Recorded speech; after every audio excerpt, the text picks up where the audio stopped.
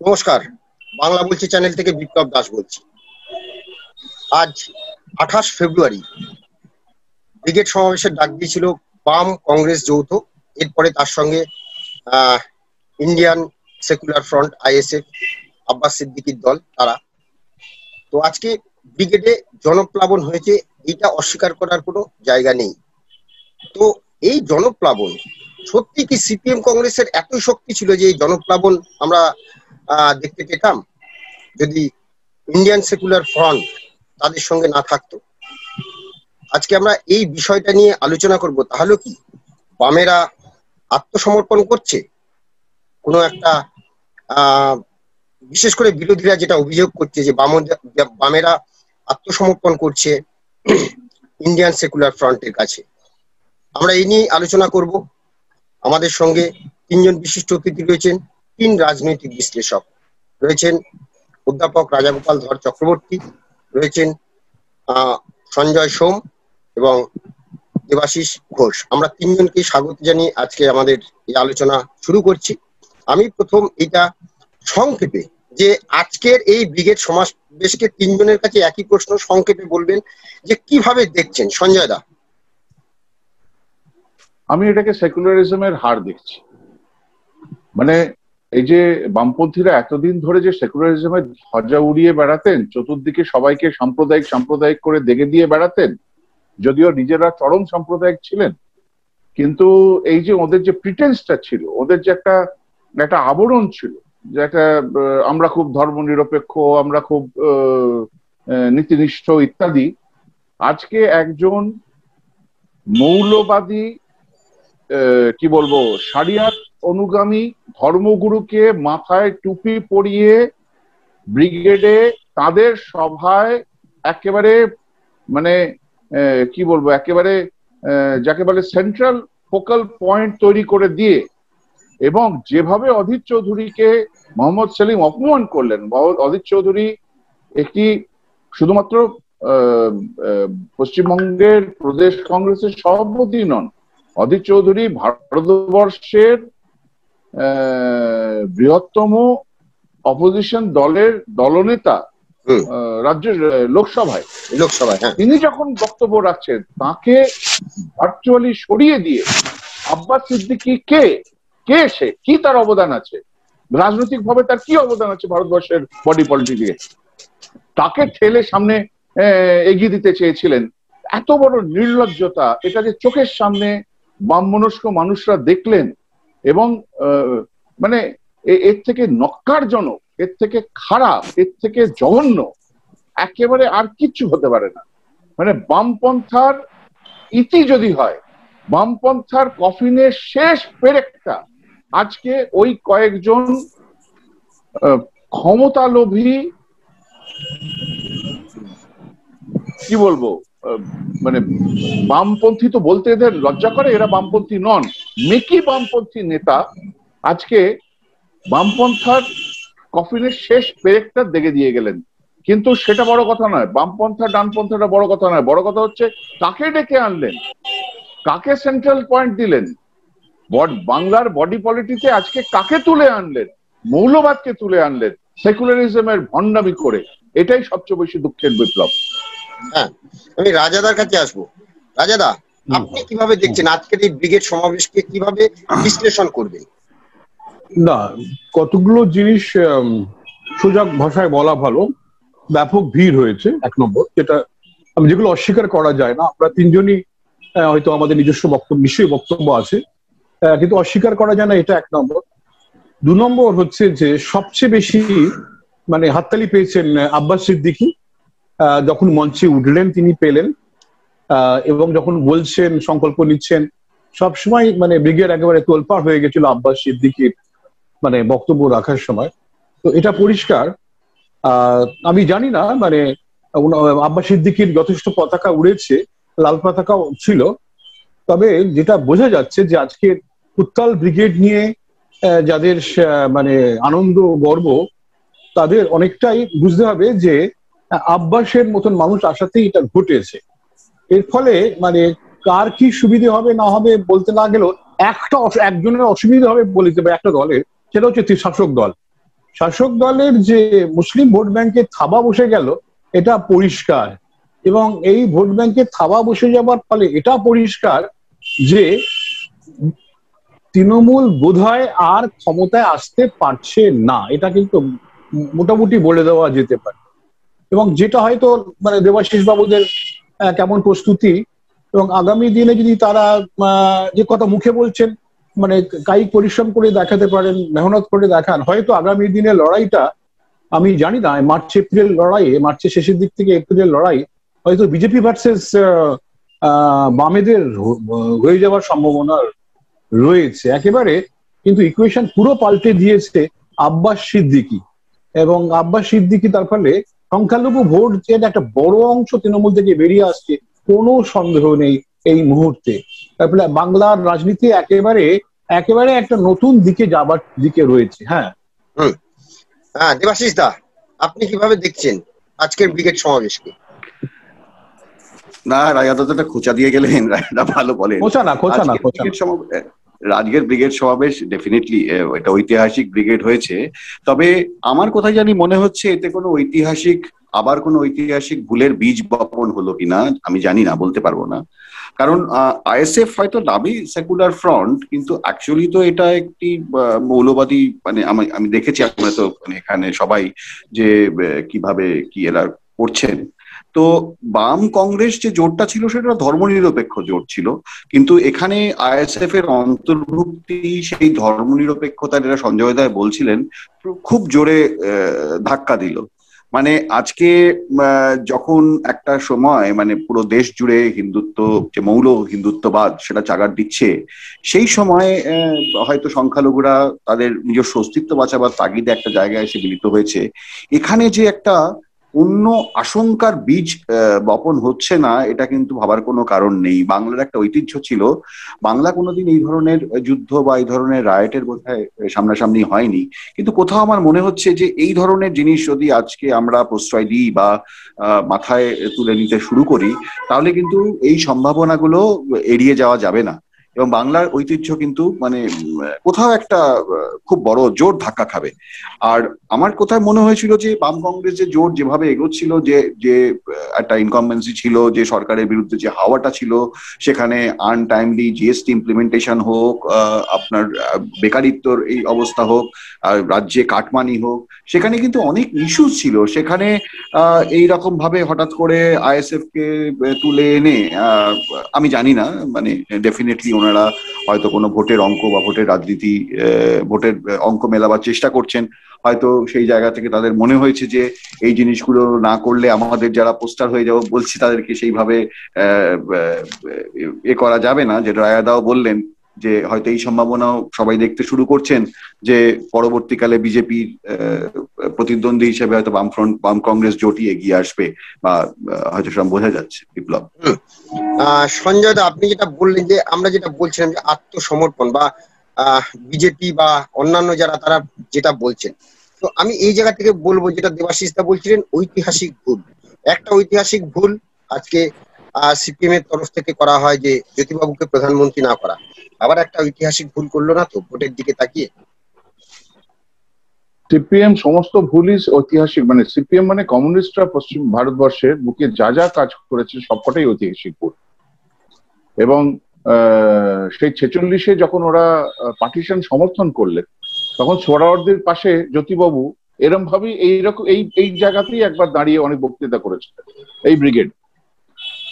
আজকে 46-এর অবস্থায় ফিরে আসছে তা আমি বলছি, কিন্তু আমি বলছি যে এই যে মানে যে আবহটা, অর্থাৎ ধর্মকে বা পন্থকে রাজনীতির মূল ফ্রেমে নিয়ে আসা এবং পন্থীয় রাজনীতি করা, এটা তো ভারতবর্ষের যেগুলো সর্বভারতীয় দল ছিল সেগুলো কেউ কোনোদিন করতো না। মানে জাতিভিত্তিক রাজনীতি হয়েছে, পন্থভিত্তিক রাজনীতি হয়েছে, কিন্তু সর্বভারতীয় দল পন্থকে বেস করে রাজনীতি করবে, বিশেষত যারা নিজেদের সেকুলার করে চেঁচিয়ে বাড়ি মাথায় করে, এটা তো একটা অস্বাভাবিক ব্যাপার, এবং সেটাই বেঁচে থাকার তাগিদে আজকে ওরা সেটাই করলেন। এখন দেখুন, এখানে 2-3টে র্যামিফিকেশন আছে। প্রথম কথা হচ্ছে যে মমতা বন্দ্যোপাধ্যায়ের নেতৃত্বাধীন তৃণমূল কংগ্রেস যেহেতু তোষণের রাজনীতিতে বিশ্বাস করে এবং তোষণের রাজনীতির মাধ্যমে তারা এতদিন ধরে নিজেদের ভোট ব্যাংককে অক্ষুণ্ণ রাখতে সক্ষম হয়েছেন, সেই ভোট ব্যাংকটা রাতারাতি পুরো উবে যাবে এটা আমি বিশ্বাস করি না। বিশেষত তহা সিদ্দিকী যেহেতু এখনো মমতা বন্দ্যোপাধ্যায়ের সঙ্গেই রয়েছে, ফলে মুসলিম ভোটটার একটা অংশ অতি অবশ্যই তৃণমূলে যাবে। কিন্তু 24 পরগনা, বিশেষত দক্ষিণ 24 পরগনা, যেখানে এই আব্বাস সিদ্দিকীর একটা প্রভাব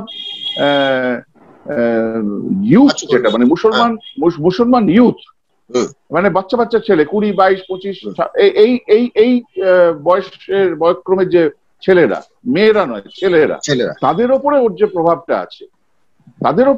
প্রভাবটা আছে সেটা গোটা কতক সিটে অতি অবশ্যই প্রভাব ফেলবে। এবং আরো স্পেসিফিক্যালি যে বলতে গেলে বামেরা একেবারে হয়তো নিশ্চিহ্ন হয়ে যেত, যেহেতু আব্বাস সিদ্দিকী আজকে দাঁড়িয়ে বলেছেন যেখানে বামফ্রন্টের প্রার্থী থাকবে সেখানে আপনারা অতি অবশ্যই তাকে ভোট দেবেন।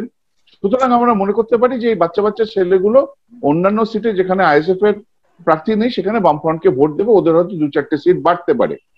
সামগ্রিকভাবে যে বিরাট কিছু পরিবর্তন হয়ে যাবে ইকুয়েশনে, মানে ভোটের অঙ্কে, এটা আমি বিশ্বাস করি না। কারণ ভোটের অঙ্কে কিন্তু একমাত্র হিন্দুরাই পরিবর্তন করতে পারে। এই যে পুরো থিওরিটা চলছে, এই থিওরিটাকে আমি অন্তত সমর্থন করি না। বিপ্লব। হ্যাঁ রাজাদা, যেটা সঞ্জয়দা বলছিলেন যে এতদিন তৃণমূলের কাছে একটা তকমা লেগেছিল যে সংখ্যালঘু ভোট বা সংখ্যালঘুদের প্রতি একটা তোষণ, আজকে মানে বামেরা যেটা করলো সেই যে এটা ঘুরে এবার এদের দিকে আসবে না তো? না, এটা তো মানে কিছুটা সত্যি কথা। এটা আমাদের তিনজনের মতামত মোটামুটি একদিকে যাচ্ছে। দেবাশিস দা আজকে তো একটু ভিন্ন রকম বক্তব্য রাখছেন, তার ফলে আমার যেটা আশঙ্কা এবং যেটা ঘটছে যে there will be a polarization of votes, এইটা কিন্তু হবার সম্ভাবনা রয়ে গেছে। এবং পার্টিকুলারলি যে সমস্ত কনস্টিটুয়েন্সি, প্রায় 122টা কনস্টিটুয়েন্সিতে সংখ্যালঘু ভোটার মানে রয়েছে, ভালোই সংখ্যা, 30%-এর উপর আছে। এবং সেই জায়গায় যেটা ঘটার সম্ভাবনা যে হিন্দু ভোট কিন্তু কনসলিডেট করবে, এবং যেটা গত ইলেকশনে মালদায় করেছে, নর্থ 24 পরগনায় করেছে, এবং এই আমার ধারণা এইটা কিন্তু অন্য অনেক জায়গায় সেটা ঘটার সম্ভাবনা রয়েছে। পোলারাইজেশন, যে ধর্মের ভিত্তিতে মানুষ ভোট দেবে, যেটা আকাঙ্ক্ষিত নয়, কাঙ্ক্ষিত নয়, সেটা কিন্তু ঘটতে চলেছে। কেননা এটা খেয়াল রাখতে হবে বিপ্লব, আমি 1 মিনিট সময় নেব, যে পশ্চিমবঙ্গের অনেক মানুষ এসেছেন পূর্ববঙ্গ থেকে, এবং তাদের আসার কারণ কিন্তু ধর্মীয় উৎপীড়ন, ভুলে গেলে তো লাভ নেই। এবং এই ধর্মীয় উৎপীড়নের ফলেই তারা রিফিউজি হয়ে এসেছেন, এবং রিফিউজিদের সাপোর্ট করার কেউ ছিল না, বামেরাই ছিল। খেয়াল রাখতেই হবে, বামেরাই ছিল, কেউ সাপোর্ট করেনি। তারা অত্যন্ত অসম্মানিত হয়েছিলেন, কিন্তু বামেরা তাদের নিয়ে সংগঠন গড়ে তুলেছে। এখন তাদের ওই পুরনো স্মৃতি তো ভেসে বেড়ায়। হ্যাঁ, তারা হয়তো যারা উৎপীড়নের শিকার হয়েছেন, তাদের ছেলে মেয়েরা আছে, বাবা মার কাছে কথা শুনেছেন, তারা এই যে ব্যাপারটা ঘটতে চলেছে। দেখুন, সংখ্যালঘুরার সঙ্গে আমার কোনো ধরনের ভিন্ন মত নেই, কিন্তু যেটা বাংলাদেশের মানুষ দেখেছে যে যখনই তারা সংখ্যাধিক্য হয়ে পড়ে, তাদের কিন্তু এক ধরনের প্রচেষ্টা থাকে সংখ্যাধিক্যের একটা গুরুত্বটাকে বুঝিয়ে দেবার, সেটা কিন্তু মারাত্মক। যার ফলে কিন্তু বাংলাদেশের পূর্ববঙ্গে হিন্দু বিতাড়িত হয়েছে, এখনো সেই ভয়টা আসছে, পশ্চিমবঙ্গ সেটা ঘটবে কিন্তু। সুতরাং পোলারাইজেশনের দিকে যাচ্ছে বলতে বলতে কোনো সন্দেহ নেই। হ্যাঁ, দেবাশিস দা, আপনার কাছে যেটা জিজ্ঞেস করবো, মানে যে ধরুন আজকে বামেদের যে একটা যারা আর কি বামেদের একটা ধর্ম নিরপেক্ষতা বলে যে জাহির করতো, সেইটা বিশেষ করে যারা হিন্দু আর কি, সেই ভোটটা এদের সঙ্গে যার ফলে পোলারাইজড হয়ে অন্য দলে চলে যাবে না তো? বিশেষ করে সেটা হয়তো বিজেপিতে যেতে পারে, আপনার কি মনে হয়? হ্যাঁ, সেই সম্ভাবনা রয়ে গেছে।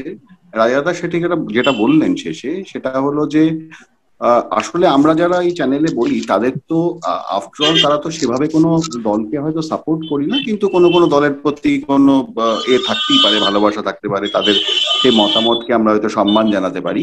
কিন্তু প্রশ্নটা হচ্ছে আফটার অল আমরা যখন চ্যানেলে বলছি বা কোথাও বলছি, আমাদের একটা দায়িত্ববোধ থাকতে পারে। আমার যে ভয়টা আজকে লাগছে বা মনে হচ্ছে, যেটা রায়দা শেষে বললেন, যে আমরা যদি দেখি যে মুসলিম লীগের সেই সময়কার কথা ভাবি, যে মুসলিম লীগ কিভাবে উঠে গিয়ে যা যা হয়েছিল আমরা তো সবটা জানি।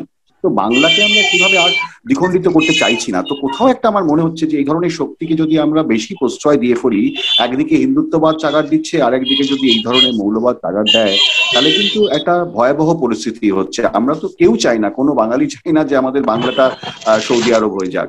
আর একটা সব থেকে আমার মনে কোথাও একটা খারাপ লাগছে, যখন ঐশী ঘোষ, শতরূপ, মীনাক্ষীদের মতো তরুণ তুর্কি নেতাদের হাত ধরে বামফ্রন্টের একটা নতুন ইমেজ তৈরি হচ্ছিল। খুব ভালো ভালো তারা কাজ করছিল, শ্রমজীবী ক্যান্টিন থেকে শুরু করে কৃষক আন্দোলনের পাশে থেকে। এবং সেই সময় একই সময় যখন বেকারিত্ব একটা চরম আকার নিয়েছে, কেন্দ্রীয় সরকার সেটা কোনোভাবে অর্থনৈতিক একেবারে শেষ দিকে ঠেলে দিয়েছে, এখানে রাজ্যে সরকারের বিভিন্ন রকম কাটমানি, নানা রকমের মানে অসততা সামনে আসছে, সেই সময় কিন্তু একটা খুব সুন্দর সুযোগ ছিল এবং বাম এবং কংগ্রেস জোটের কাছে। এবং এটা হয়তো আজকে সুব্রত মুখার্জি নিজেও বলেছেন যে ওনারা চাইছিলেন যে এই জিনিসটা হোক, যাতে বামফ্রন্ট ভোট বেশি পায়। তো এই সুযোগটা কে হয়তো কাজে লাগালে একটা অন্যরকম জিনিস হতে পারতো।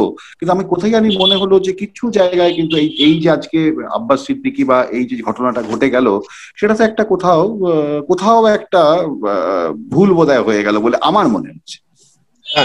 আমার শেষ প্রশ্ন তিনজনের কাছে, যে বামেদের সাথে জোট আব্বাস সিদ্দিকীর হয়েছে, সেটা গত কয়েকদিন ধরে স্বীকার করেছে, আজকে মঞ্চেও সেটা স্বীকার করেছে।